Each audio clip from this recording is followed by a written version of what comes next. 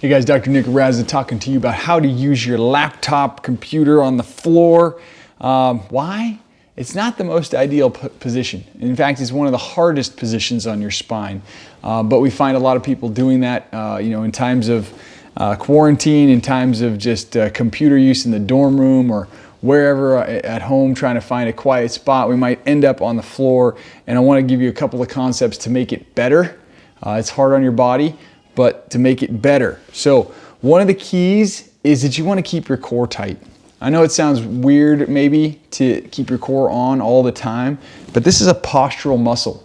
You have this natural weight belt here to protect your spine, but it only works if it's on. So you want to put some low-grade tension into your core, into your muscles, as if you're going to get punched in the stomach, or if you're coughing, you can feel that tension there. And you want it to be not 100%, but maybe like 30%. So that you can poke and you can feel some tension in there. That's gonna wrap around your spine and keep it protected if we're in these awkward positions for some length of time. And really the challenge with this is you can see this big C shape, right? I'm making my body into a big C when I look at this computer on the floor. Okay, so just to make it even a little better is to prop it up on something, bring it up like that, scoot in, you can have it like this. You're gonna try to get that arch into your lower back there. You can change your position up frequently. That's a big recommendation if you're on the floor.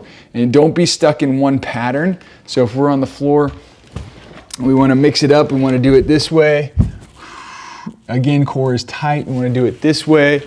Move in like this. Do your stuff. Try to switch it up to a coffee table. Do it this way for a while. Keep your spine towards the work that you're doing here. You can also have lumbar support.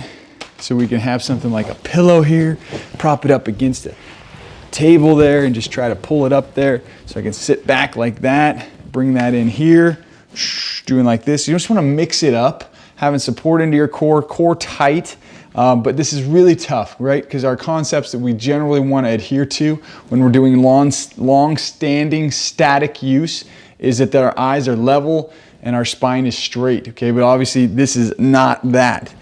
We can even go, just thought of another one, we can go on our belly, put a pillow underneath our pelvis. If you get any low back pain, you can do this. Okay, this is actually a better position for a long period of time because you have the natural neck curve, lifting the heart. It's kind of doing the opposite. So mixing back and forth between those two patterns would be a very good thing to do because we're not having that normal ideal posture that we talked about.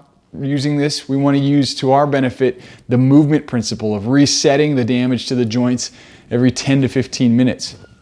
So if I had to work from the floor, I would be changing my position up every 10 minutes probably. I'd set a timer. It doesn't have to be go for a long walk or do a bunch of squats or anything like that. Just move it to a new pattern, new position. That resets the damage being done, and I'm also going to be keeping my core tight.